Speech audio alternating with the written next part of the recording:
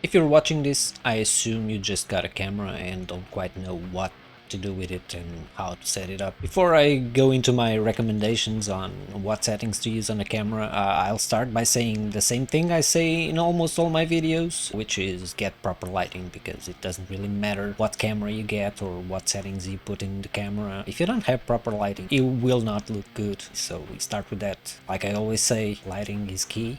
No pun intended. Or is it? The first setting is more of a choice, which is the frame rate. I have an opinion on it, there's not a rule about it, but I'll give you my take on it and you can choose to follow it or use any other option that you want. There's three main frame rates you can use: 24, 30 or 60. Depending on the content, I use different frame rates.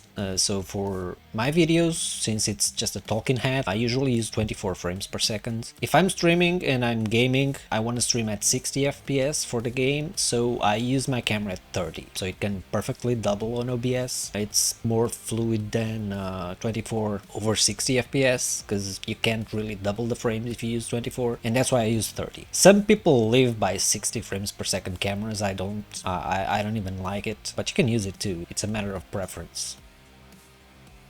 After you chose your frame rate, you should set your shutter speed. If you want to follow the 180-degree rule, you should set your shutter speed to be double your frame rate. So if you use 30 frames per second, you should use 1/60th of a second. To do so, use whatever control you have assigned to your shutter speed. On my camera, I have it to the back dial, and since I'm recording at 24 frames per second, this camera actually has 48, which perfectly doubles the 24 frames per second. But if you only have the 50, you can use the 50. After setting your shutter speed, you should look at your aperture. And your aperture depends on the lens, because not all lenses allow you to use the same aperture. This one I'm using is an f1.4 lens, so I can open it all the way up to 1.4, but most kit lenses will only allow you to open it up to 3.5 or something around those numbers. There's not a rule that says that you should use the widest possible, but that will let the more light in, so you need less light on the panels, and it will blur the background more. I would advise you to use the smallest f number, which is the widest aperture, and start with that. Again, use whatever control you have assigned to your aperture. On this Fuji, I have it to the ring on the lens, because most Fuji lenses have aperture ring. So I'm gonna go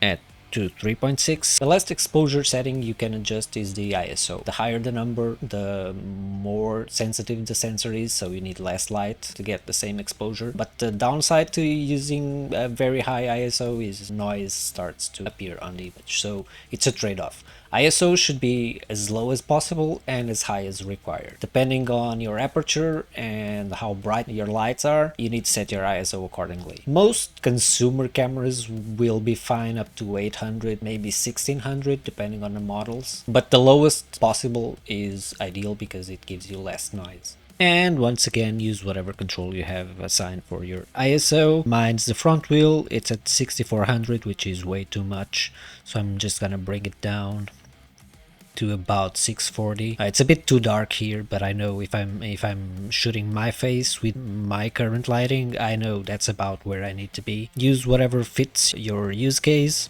Just don't go too far, because noise starts to appear on the image. There is another setting you need to check on your own camera. It's gonna be different depending on what camera you have. I'm gonna show it to you on the Fuji so you can do it on your own camera, which is removing the overlays when capturing via HDMI. So on the Fuji, you go to the movie menus, to the third one, and it says HDMI output info display. It's set to 1. I'm gonna set it to off, and there you go.